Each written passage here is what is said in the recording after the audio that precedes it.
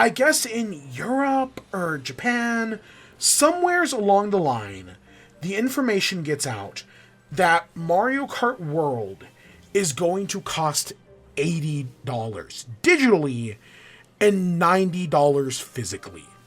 I don't know where this came from, but ever since people heard it, they have been running with it. Since then, it has been confirmed that no, at least in the United States, it is $80 across the board.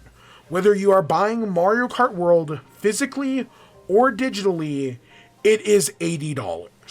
There is not it is not $90 for physical games. Anyone who says $90 for physical games is spreading misinformation. What? So we've got a list of Switch 2 games. We've got some prices. So what do we know? We know Mario Kart World is $80. We know the Kirby and the Forgotten Lands Enhanced Port, $80. We know Tears of the Kingdom, $80. And Mario Party Jamboree plus Jamboree TV is $80. So those are the 4 games we know are $80. The $70 games are Donkey Kong Bonanza and the Breath of the Wild Enhanced Edition. So those are each going to cost $70. The $60 game, at least at launch that we know about so far, is Street Fighter 6. And then the $40 game that we know about so far is the Bravely Default HD remake. We know about 8 games at 4 different price points. So what's going on here? How did this happen? The easiest way I can think of explaining this is by starting with Tears of the Kingdom. So, Switch games on the Switch 1 are $60. There are a few exceptions, but for the most part, Switch games are $60. However, when Tears of the Kingdom came out, Nintendo revealed it as a deluxe Switch game. This is not the official branding they're using. They might have called it like a premium Switch game.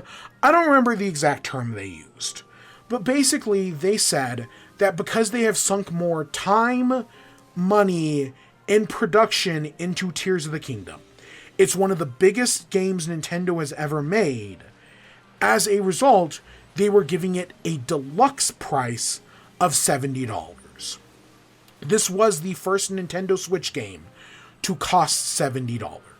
So you had regular Switch games, your Mario Odysseys, your Pokemons, your Luigi's Mansion 2s for some reason, that were $60, and then you had this deluxe Switch game, Tears of the Kingdom, which was $70.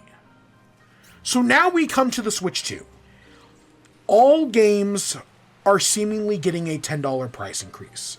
This is already something we've seen on PlayStation, God of War Ragnarok, Spider-Man 2, Horizon Forbidden West, are all now $70. $70 is the base price. And that's what it seems to be here on Switch. The new Donkey Kong Bonanza, $70. That is the new base price for video games. However, that idea of a Nintendo Switch Deluxe game hasn't gone away. So as a result, Mario Kart World is our next Nintendo Switch Deluxe game. And as a result, it costs $80. Because presumably they've put more time, more money, more production into this game. They're charging a more premium price. Because we're jumping from one console where games cost $60 to a new console where a deluxe game costs $80. What, Nintendo feels is a $10 increase from $70 to $80, like how the Switch was $60 to $70. Because we're jumping from one console generation to the other, it now feels like a $20 increase. That's why Mario Kart World is $80. Because Nintendo is treating this as their next deluxe game. I mean, sure, it is possible that in the Mario Kart Direct in like a week or two, they announce that, hey, this is the next Nintendo Deluxe game. That's why we're charging $80 for it. Sure, that could totally be the truth, and they're going to say that eventually. But so far, they haven't said any of that, and they haven't put out a official response of any kind, which has just let people's imaginations run wild, which has gotten us into the scenario we currently are. Hopefully that helps explain why this is the way it is, that, you know, presumably all games are going to be $70. Tears of the Kingdom, in the 8 years of the Switch's lifespan, was the only deluxe Switch game. So presumably these don't happen every year, that, you know, maybe every like 2 or 3 years we get the next deluxe game. So while Mario Kart costs a lot, every other game's gonna be 70. At least that's my hope. That is how I am thinking about it. I could be completely wrong here, but I think that is a possibility. Now, that does not mean I am defending these price points. We can talk about the $60 myth all day, night. That, you know, people say that, oh, games have never gone up in price, even though, you know, inflation has. That's a lie. That's just a complete lie. I've seen a lot of people being like, oh, well, on the NES, games used to cost $100. Yeah, but things were so much different back then. It's apples and oranges at this point. It's completely different things. So I am not justifying this price point. I want to make that very clear. This is not me justifying the price point. This is just me trying to explain how I think we got here. Now, what about the other 3 games? Kirby and the Forgotten Lands, Tears of the Kingdom, and Mario Party Jamboree. Why are these games $80? Tears of the Kingdom, I think, is simple. They're still treating it like a Switch Deluxe game. It's got a $10 upgrade. The $70 game, $10 upgrade, puts it at us at $80. I think that is an easy explanation. That's why I think that one's 80.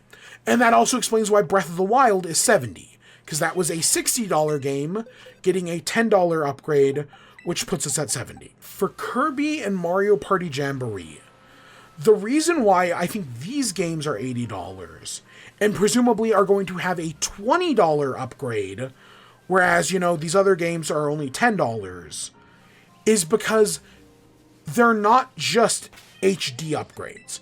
They're not just taking the Switch game and giving it HDR support, giving it 120 frames per second, but instead, these are DLCs. Mario Party Jamboree is, right, it's the upgrade to Switch 2, but it's also an upgrade adding brand new minigames, a brand new TV mode, a brand new roller coaster experience. It's not just an upgrade to HD. It's an entire DLC. Now, is Nintendo going to market it like that? I have no idea. But I feel like that's how they should do it. Right? I think they've already, by calling it an upgrade pack, I feel like they've already kind of screwed up. Because they should be marketing it as DLC. That, hey, this is Switch 2 exclusive DLC. $20 gets you all this new stuff. Same thing with Kirby. The part of me that hopes there is a lot more to this Kirby DLC is the fact that it's going to cost $20. That this isn't just a 4K HDR upgrade, but is instead a full-on DLC campaign. That's why I'm guessing they're charging $20 for it instead of $10. Because it's not just a normal upgrade. It's a full-on new campaign. At least that's the hope. Now, that doesn't solve everything. That's not the only problems. But I think that is the best possible explanation to how we got here. At least as of this moment, because as of this moment, Nintendo has not put out an official statement, and for fuck's sake, they really do need to.